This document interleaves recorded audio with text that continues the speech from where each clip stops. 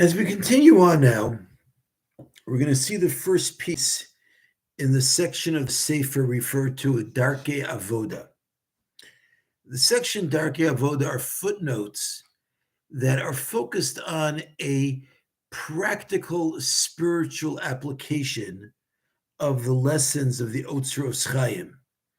So beyond explaining the concepts that the Otzros Chaim is teaching us about the Kabbalistic structure of existence, the Sefer also goes into practical applications of those lessons.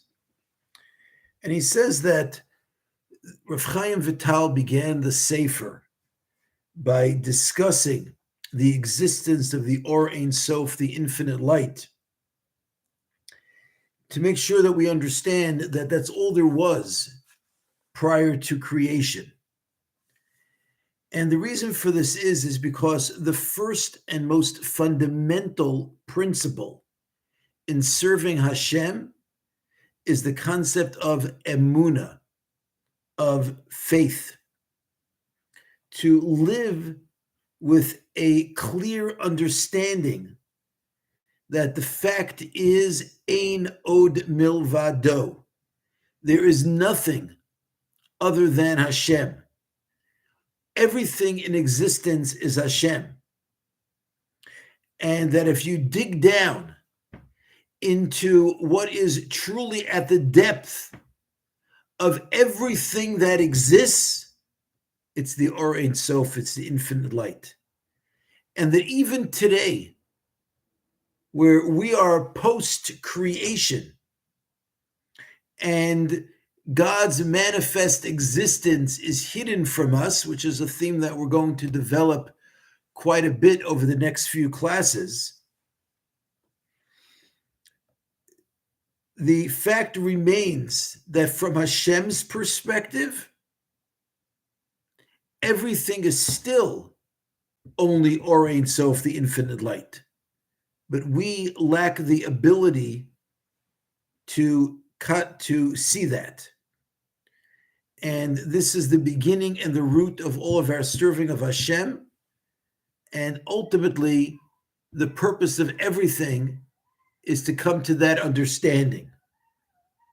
Meaning, we will speak about why did God create in order to reward us, but the reward and the spiritual pleasure that is waiting there for us is all a result of our coming to this realization and understanding that there is nothing other than God.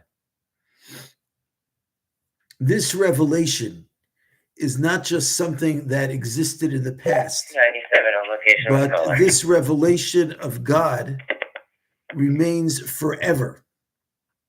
And even though God made all sorts of changes, again, as we said, to hide himself, but that's only from the perspective of those of us within creation. That Hashem created an existence that hides his existence. It hides the revelation of the Or Ein Sof. It hides the fact that there is nothing other than him. But the reality hasn't changed. That everything that we see is a revelation of the Or Ein Sof. So this is the most basic primary knowledge that we need to have, that the Or Ein Sof was the first aspect of existence. This isn't just a piece of information to know in order to understand the steps by which creation came into being, but this is the central point of all of our spiritual service, that we have to contemplate God's existence, the fact that there is nothing devoid of him, and there is no other existence besides God. This is the first point, and it's also the last point, because all of the myriad details that we are going to see in the discussions about the Kabbalistic structure of existence and the various different types of spiritual revelations and spiritual worlds, the purpose of all of this knowledge and all of this revelation is that through these revelations, we should be able to go back and we should be able to reveal within the existence that we perceive, the Or Ein Sof in a greater strength and greater manifestation. And we should try to become accustomed to contemplate this concept. This is the pasuk what David HaMelech says, Shivisi Hashem lenegdi samid, I place God before me always, that all day long, and surely when a person is studying Torah, or when a person is davening, we have to focus on the fact that God is here. We have to focus on the unity of God. Shema Yisrael, Hashem Elokeinu, Hashem Echad, Hear, O Israel. Hashem is our God, Hashem is one.